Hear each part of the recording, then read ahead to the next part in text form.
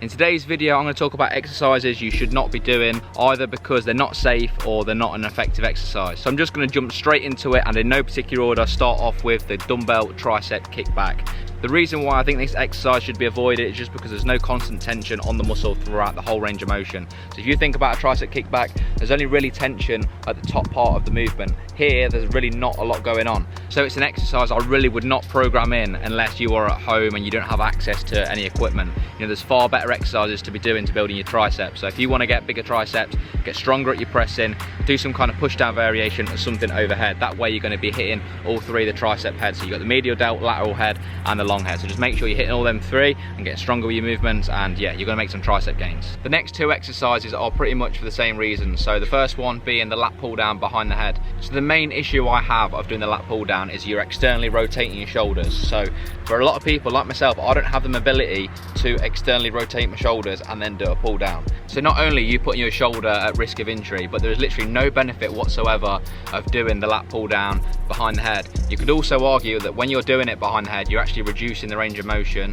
You're not going to be able to lift as much weight either. So you combine these two things together, you're not overloading the lats. And the exact same things apply for the behind the head overhead press. It's not a safe exercise because obviously you're externally rotating your shoulders and you're just not going to be able to perform the lift with a good range of motion. And even if you can, you're going to struggle to overload it and be as strong as if you were to do it in front of you the proper way. So like the next exercise, the upright row, this is literally just because it really is not safe and you're putting your shoulders in a really vulnerable position. The reason this exercise isn't safe is just because you're internally rotating your shoulder. So as you bring the rep up, you're internally rotating. The upright row primarily targets the traps, the medial delt of the shoulder, and also the anterior delt. And for me, there's far more effective exercises that aren't going to put your shoulders at risk of injury. So if you want to hit your medial delt of your shoulder, the function of the side delt is literally arm abduction. So the best thing to do is a lateral raise, in my opinion, whether it's a dumbbell or a cable. And if you want to hit your traps, a shrug is perfectly fine. So we know the functions of the traps is literally elevation and retraction. So you can do that with a shrug. Also, you can hit traps with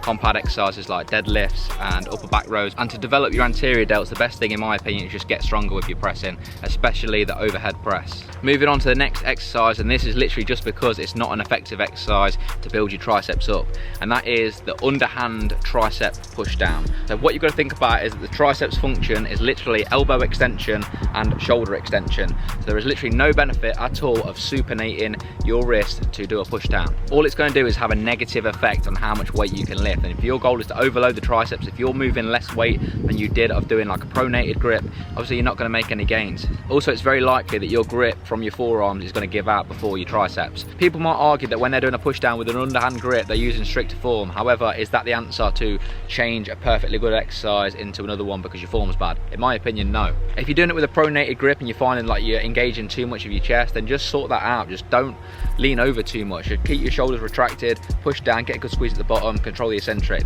Right, now let's talk about the next exercise, and it's probably why you clicked on this video, because of the thumbnail.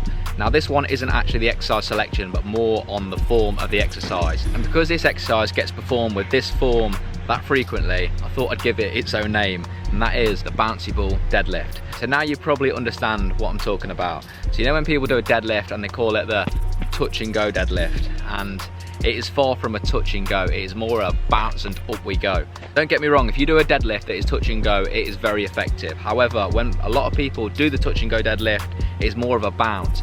And the argument that people have for doing this form is that they say they keep constant tension on the muscle.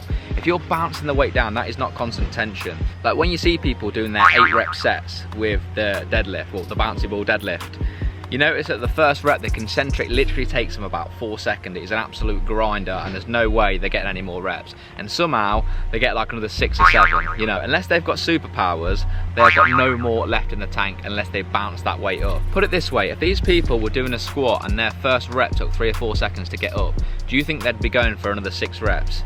Absolutely not, because you can't cheat them reps on a squat unless you've got safety rails up and you do some crazy shit. The only reason they do it with a deadlift is because they can bounce the weight up and use momentum. Yeah, that's why this exercise is in this video, because it's so common. I see it all the time.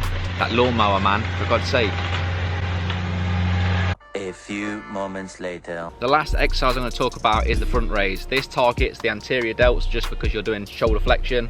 Now the reason I think this is a waste of time, it's not that it's unsafe, it is safe, it's just that it's not effective. The reason being, I think anyone that's doing this exercise, it's likely they're just accumulating a lot of junk volume. So what I mean by that is that when you're doing any kind of pressing, you're hitting your anterior delts really hard and they are going to develop. Like, I've never met anyone with a lagging anterior delt, but with their medial delt and the rear delts, I've seen that a lot. Like, a lot of people have them weak areas. So why people feel the need to do loads of front raises to try and develop their anterior delt further just doesn't make sense to me. It's likely that you're just going to result into overtraining that front delt. If you want to just develop your front delt, just get stronger with your pressing. Like, if you get a stronger overhead press, you get a stronger flat bench, you get a stronger incline press, your anterior delts are going to grow. What I would say though is that I do understand people say with hypertension, so high blood pressure, they do the front raise just because they shouldn't be lifting anything overhead. So it's just a good way to isolate that front delt. But for the majority of people, the average gym goer that's just trying to develop the shoulders, yeah, don't be doing the front raise. It's a waste of time. Anyway, that is the video. They are the exercises I would advise avoiding in the gym. If you feel like you have any other exercises you think that you should avoid in the gym, put it in the comments. And if you disagree with anything I've said, put it in the comments. I'd like to hear from you. And also, if you're doing, say, at least one of these exercises in your program, put in the comments something like, I'm such a loser, can't believe I'm doing this. So yeah, that's a wrap. That's the end of the video. If you did enjoy it, please drop the video a like, subscribe if you happen to be new, and I'll see you guys on the next video. Laters.